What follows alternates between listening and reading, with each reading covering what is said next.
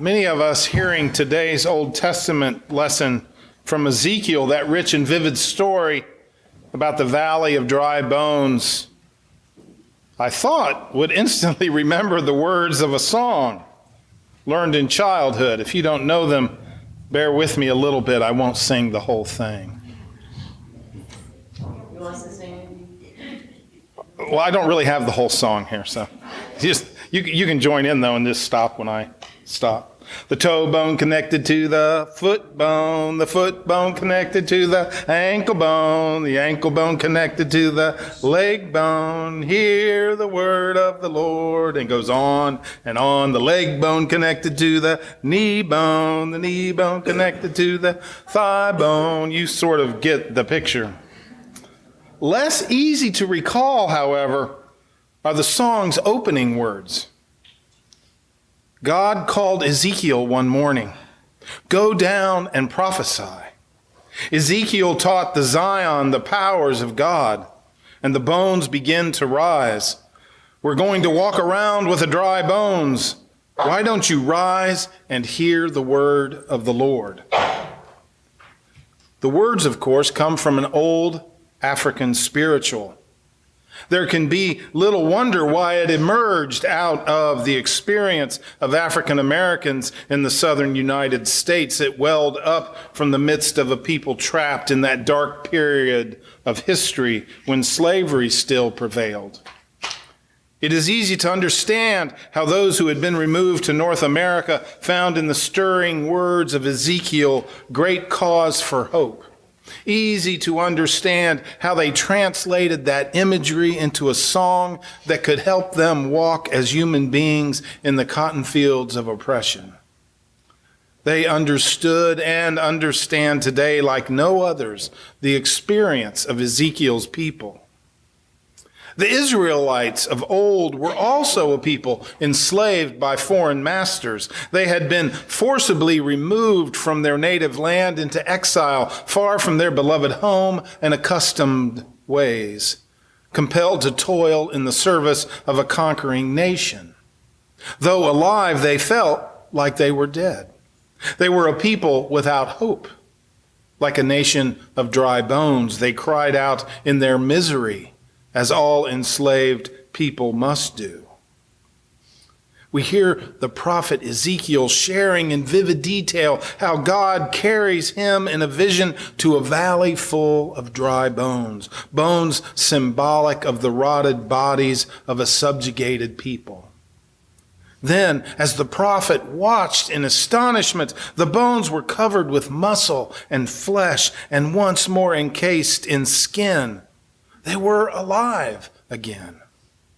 Then Ezekiel prophesied as God instructed him. He told the people of Israel enslaved in exile that this vision was God's way of saying that their lives, all but dead from depression and distress and despair, would have breath put back in them and flesh and muscle return to their bones.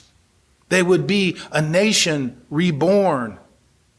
For those slaves of old, those Israelites separated from home and in bondage, Ezekiel's vision gave new hope as they dreamed of a time when they would once again be free and whole and could return to their beloved Jerusalem. There is little wonder why American slaves embraced this story from the Old Testament as their own. And despite their misery, as they suffered cruel injustice, they gained the same hope as the ancient Israelites. They knew that their God gave them a reason to live, despite the fact that they were enslaved, despite the fact that in spirit and emotion and self-esteem, they were mere skeletons of what they had been in Africa. Despite how often they thought their fate was doomed, despite how much they felt they were as good as dead. Despite all this, their faith gave them the hope of hopes, empowering them to sing with joy and happiness and trust, to sing a truth that they would indeed rise like the dry bones of Ezekiel's forsaken valley. But what is the lesson for those of us who live in a day when human slavery is considered unthinkably obscene? For us, not forced into exile or bound in chains, what can we learn? Above all, we can recall, as our Lenten discipline reminds us, that we too are often subjugated by strong powers, the powers of evil, leaving us enslaved in sin, the sin of selfishness, the sin of neglecting those in need, the sin of lying and cheating and stealing, the sin of greed and prejudice, the sin of ignoring our brothers and sisters and of ignoring God again and again and again. Such spiritual enslavement turns us away from God's ways and separates us from our Savior. It leaves us in a land as desolate as Ezekiel's valley of dry bones, spiritually dead, mere skeletons who have lost our spiritual muscle and skin of faith. What hope is there for us who have erred and strayed from God's way like lost sheep? The hope is that which Ezekiel envisioned and that which the North American slaves sang about. In our own barren valley of the soul, we can follow them, gaining strength by realizing there is renewal. We can find new life for these dry bones of ours.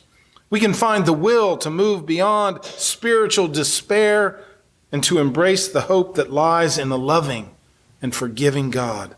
A God who takes our pitiful spiritual skeletons and gives them flesh and muscle.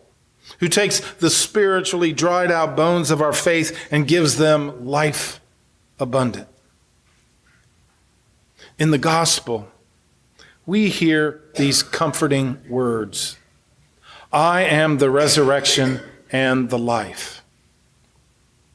I don't know if many of you noticed, but we say it just a tad different in our burial office.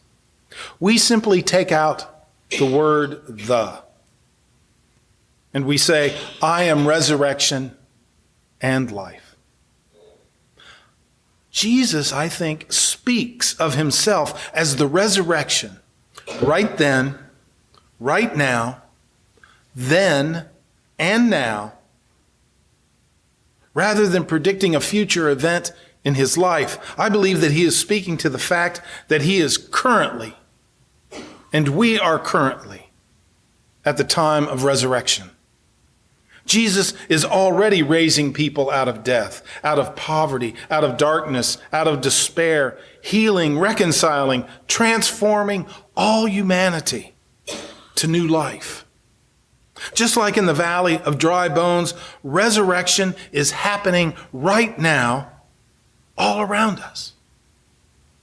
We just have to open our eyes, recognize it, find it, hold it in our hands and in our hearts, and then live it.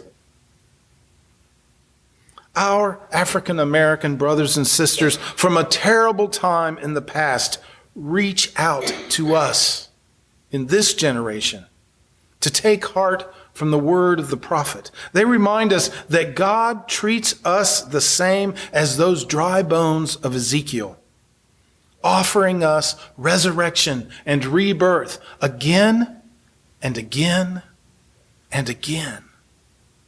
And when we stumble, our Savior is there, calling us out of the tomb of slavery we have created for ourselves and into the light of love and forgiveness.